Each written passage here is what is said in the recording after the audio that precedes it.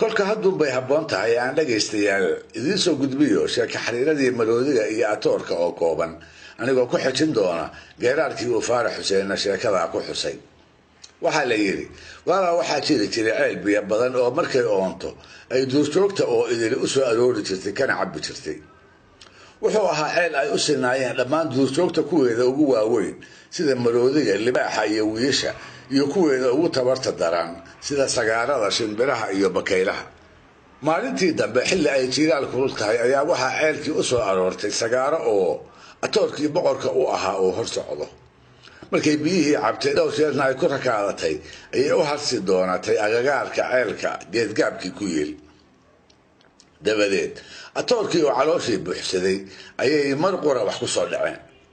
tobaneeyo sagaar isaga oo hogaaminaya ayuu ceelkii dib ugu noqday oo inta ciid iyo dhoobo ka buuxiyey haddana oodafo weynaatay afka ka saar. sow kibir baa taabtaye wuxuu ku tashaday maalintaas kadib duurjoog dambe inaysan kaba cabbin ceelka. muddo gaaban kadibna waxaa isa soo dhigay maroodi iyo wiil oon bastoodla ah oo inta kalkoodii soo galay aroor ah. kaalinkii ceelka markay u soo dhowaadeenna waxaa u muuqday wax aanay filayn. waxay indhaha ku dhufteen ceelkii oo ood afka laga saaray iyo atoorkii oo dul fadhiya. markaas bay yaab u go-een. hase ahaatee cidda falkaa ku kacday inay atoorka tahay markay ogaadeen kumay soo boodine way u miiriyeen. maroodigii ayaa ku yidhi waryaa atoorow, qoraxeed xun baanu ku jirnaa oonna waanu la liidanaaye hana oomin. ceelka aad ciidda ka buuxisay annagaa qodaynee geedkaa iska harso, hadhowna wax biyihiisa afka saara adigu ugu horree. hadalkaa qabowse atoorkii rabbi wax ugama dhigin. haddiiba taladii loo soo jeediyey wuu ku gacan sayray.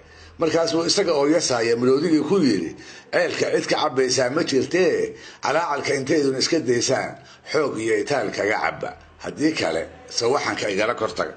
maroodigii baa kolkaa isaga oo aan dheefin wuxuu isku dayey inuu atoorka si walba ugu caqli celiyo. wuxuu u faahfaahiyey aayoxumida kibirka iyo guuldarrada gardarrada laga dhaxlo. wuxuu xusuusiyey in ceelka loo siman yahay ee aanu ahayn miduu isagu gacnihiisa ku qotay ama uu aabbihii uga haray. haddana wuxuu u sheegay in eebbaweyne mooyee ciddii kaleba kibirka ay ku hoogto oo ku ba'do iyo in isaga iyo iyaga aan wax eed ahi u horreynin.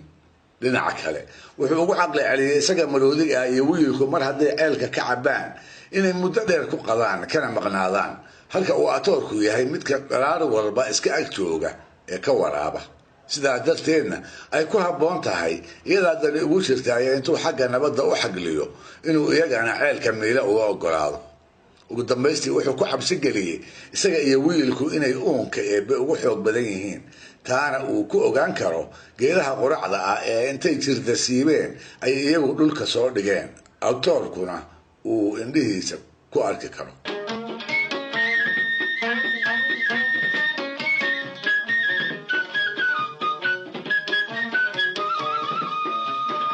hase ahaatee waxaas oo waanahaya waxa oo tusaale ah atoorkii wax yarna kama bedelin.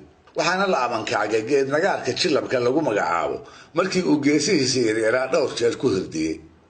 talaxumadiisa waxay ka ahayd dhoolatus uu awooddiisa ku muujinayo, bahallada waaweyn ee meesha taaganna uu ku bajinayo. dabadeed jawaab kale sidii looga sugaayey waatuu atoorkii ku xira dalaaqay iyaga oo ooman inay oonkooda la fulaan, haddii kale dirir laysku baaba'aa ay goobta ka dhici doonto.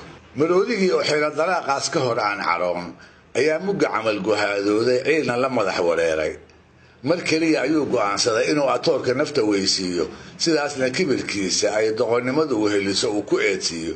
markaas buu jeeyihiisii balbalaaraa iyo foolkiisii xoogga badnaa intuu kala faanay ku dul saarooday oo fud weyn madaxa kaga bashaaqay, halkaasoo isla markiiba uu atoorkii ku baktiyey. dabadeed markii sidaas awoogood loo dilay ayay meel ay joogtayba sagaaro oo idili kulan isugu timi.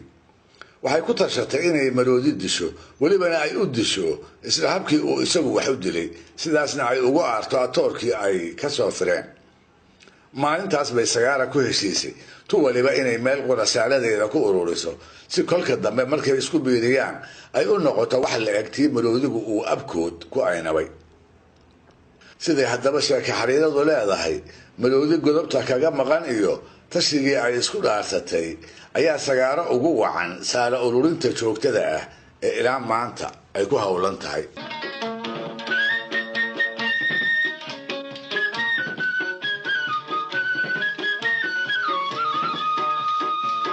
si kastaba ha ahaatee faarax xuseen oo sidaan soo sheegay u dan lahaa gabyaagii la oran jiray maxamuud muuse ayaa sheeka xiriiradan geeraar dheer u rogay. waxaynu ka soo qaadanaynaa qaybihiisa ugu horeeya ee sheeka xiriirada hoseeya.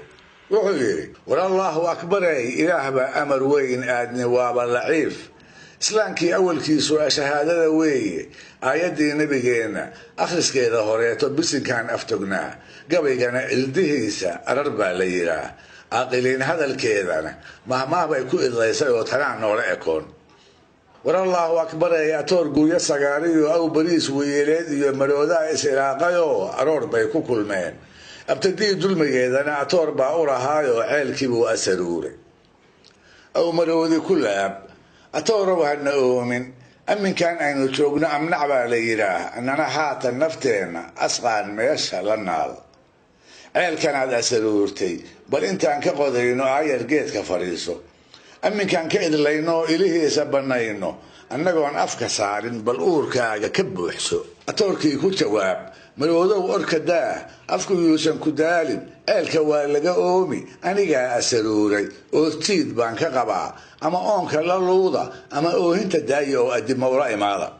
waa akhyaar camalkeedii aw maroodi ku laab atoorow abtigeenow aabil layskuma maago ilma maahid carruura eedinooma horraynin idiflayda sagaarana adigaa u amiira ceelkaad ooda kor saartay adoogaa ma lahayn addinkaa kuma faagin wax ilaah aan ahayna amar waa ku lumaan annana eeqa ma fiicnee ijaabaanu rabna. mar haddaan afka saarno omas baan u fullaa ayaamaan ku qadnaa adiga iska ag joogay amin doonta waraabo ayaantii aan nimaadno miiro noo oggolow. intii eebbahay uumay wiilkaani ag joogiyo anigow addin weyn quracdaan alkaxaynay waa tan ceelka ag taalla indhahaaga hortoodana adba waad aragtaa. war allahu akbarey waa wax mawd ka adeegaya inkiryo kama yeelinoo qusla aqaba diidiyoo jillab geeska la aadiyo inaad oon la fushaan ama laysku idlaan buu araddii ku dalaaqay.